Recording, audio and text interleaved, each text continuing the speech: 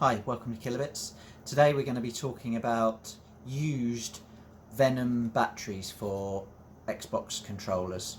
This is for the Xbox One controller. I bought a pair of these and a charger used on eBay, and performance is not great. I was led to believe these were quite good, but these are probably knackered, that the cells inside them are probably dead. So what I'm going to do today is crack them open. I believe they're NiMH batteries. Yeah, it does say NiMH batteries. And see what I can squeeze in there. Maybe I can replace the cells. So I thought this might be useful for anyone in a similar boat who wants to increase the capacity of ones they already have, or replace cells that are failing on ones they already have, or just get some cheap ones and kind of upgrade them. So let's get on the bench and take them apart, see what happens. Before we start, a quick disclaimer. So we're going to be soldering batteries. Safety precautions are advisable, and there may be dangers involved.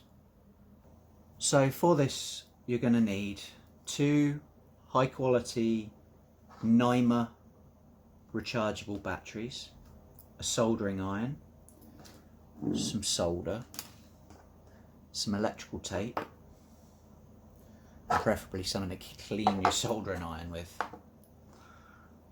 and some patience. First thing you're going to want to do is peel away this label.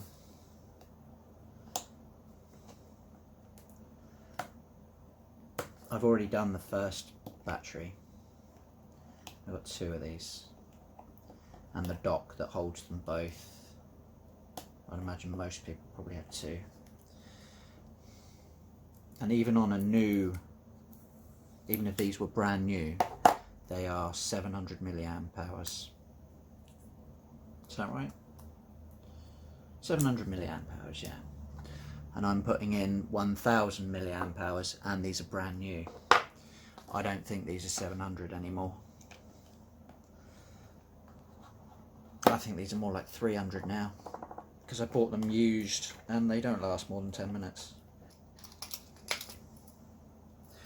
You also need a very small Phillips screwdriver, maybe like a watchmaker screwdriver type thing. Don't know the exact size, but very small.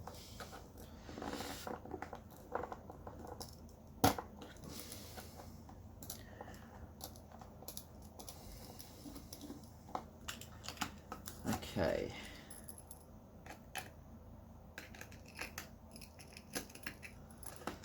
And then, once you've got the screws out, they're a bit fiddly. They definitely used glue in places. You can attempt to pull it apart, and what you'll notice is, try not to pull these bits with it, because these bits are attached to here. You might want to hold on to the terminals and then pull the rest away, and then your batteries come off, leaving behind your terminals. Then take off your little rubber feet.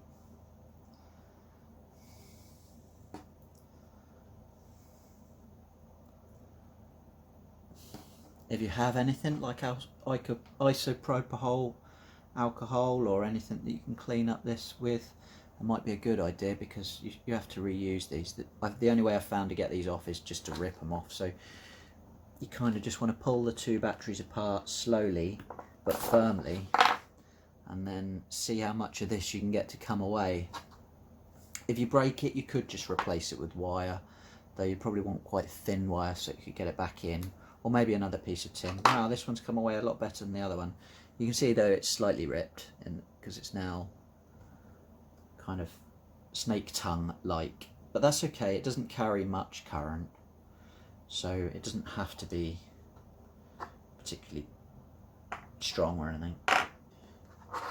You want to get something to hold these batteries, really. What I've been using is two bigger batteries, to make a sort of a stand, if you like. And then again, you want to clean this up if you've got something to clean it up with. I've got nothing, so I'll just have to clean the soldering iron more.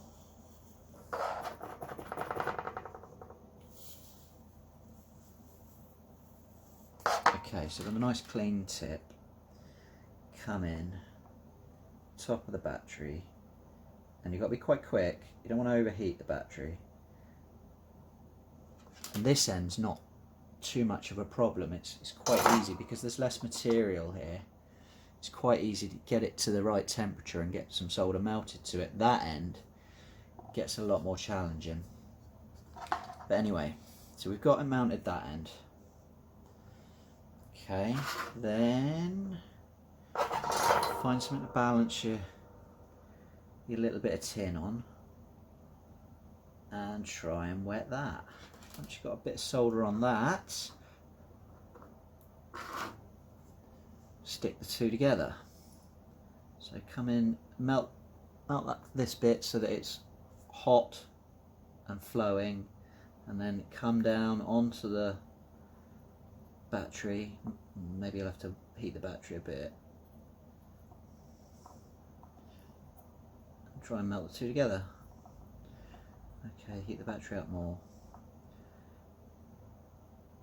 Come on then.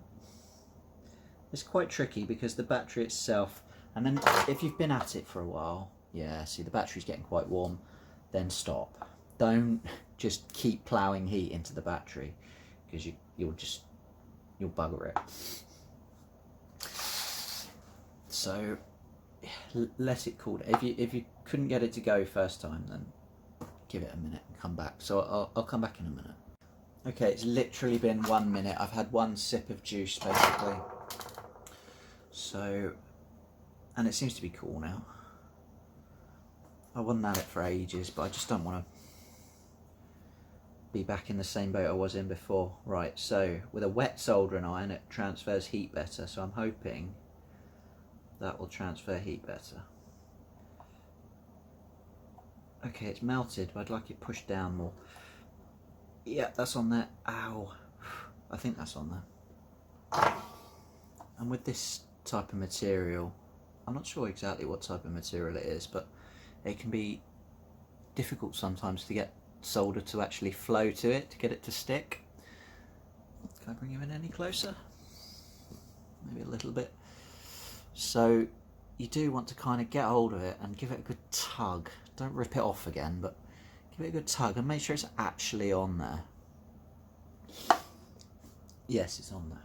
So, move it to one side for a minute. Get my next battery. Try and prop it up there. Actually, try and give it the best sort of wipe I can. All I've got is my t-shirt, really. If you've got anything you can clean it up with, clean it up. But if you haven't, it is still possible.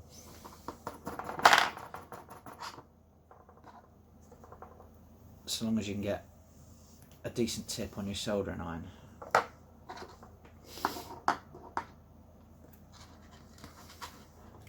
So, come in with the iron.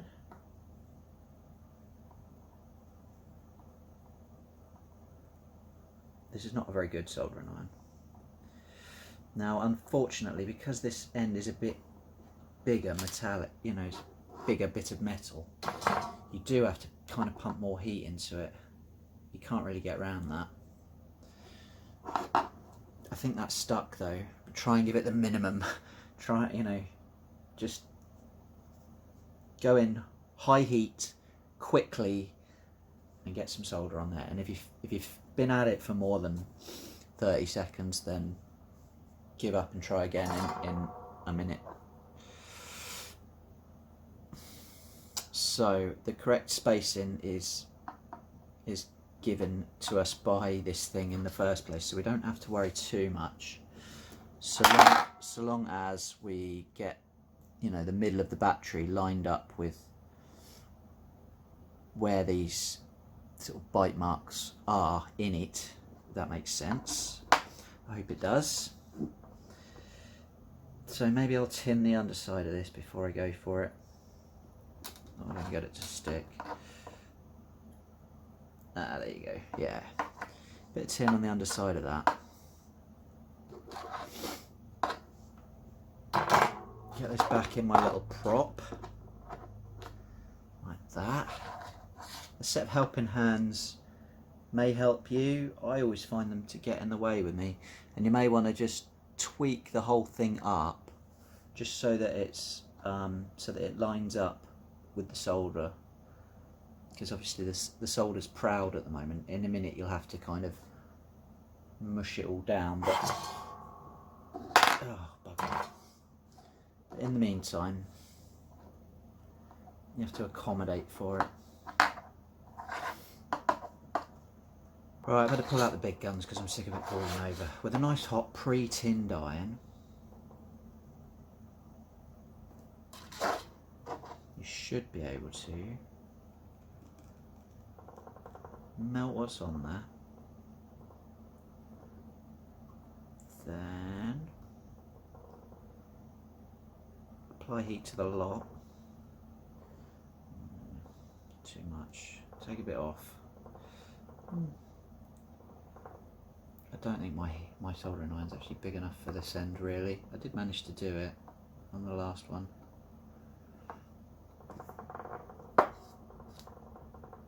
That might go. That might go. That seems to be going. Come on, you. I think that's gone. You do have to, oh yeah, try not to let the battery get too hot, but having said that, and it's really hot now, having said that, you can't really help it. Simply a case of getting some tape, covering up the back of the thing. You could probably get away without covering that up, but cover it up. And then consult this bit. It has positive and negative written on it. So there we go, little nipply end where it says positive. Stick that there and there. Yeah, they look about in the right position. And then just test if with these pushed back, do they definitely make contact? I'm not convinced that that one does. If they don't, then you've still got these little rubber feet. You may have to include them. No, I don't think I need them. But they're there just in case, depending on how big your batteries actually are. Because these ones don't have the nipply ends. Though it looked like the whole cell was bigger as a result, rather than just being smaller. But either way, then you need to get your little tabs to go inside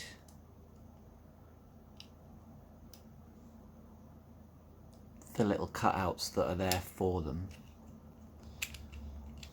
which is tricky, but not so that you can't do it or anything.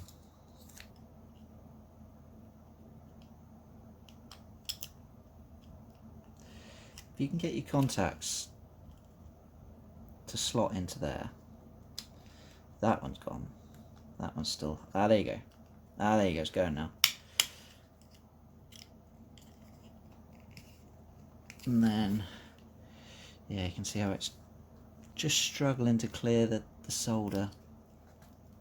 The other side, the other battery I did, the one I did a minute ago, I had been sort of levering this because I thought, I didn't know there were screws, so it was possible that there was a bit more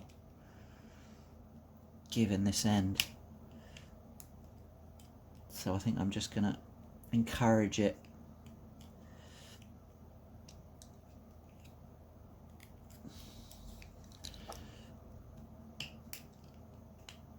There you go. But once it's all in, it won't matter. There you go.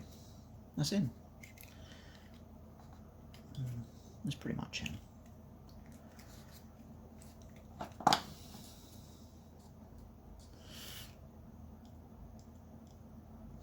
That should be fine.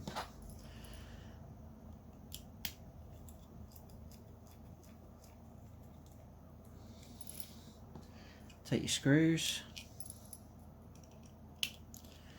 put it back together. Oh yeah, that doesn't look too bad. Test it out. Where's my sticker? Get my sticker.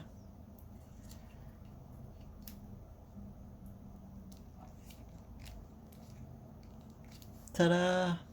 Now I have 1000 milliamp hour Duracell Venoms. Finished result. All my peripherals are nice and neat. I might come along and do the same to the 360 ones. Not sure yet. I shall have to try and play for a bit and see how they cope, because I reckon I'm gonna have the same problem with these. I don't really know. I think I bought these new, so they might not be too bad. Whereas I bought these used for the Xbox One controller, and they just were knackered. So apart from my cable management, that's coming along quite nicely.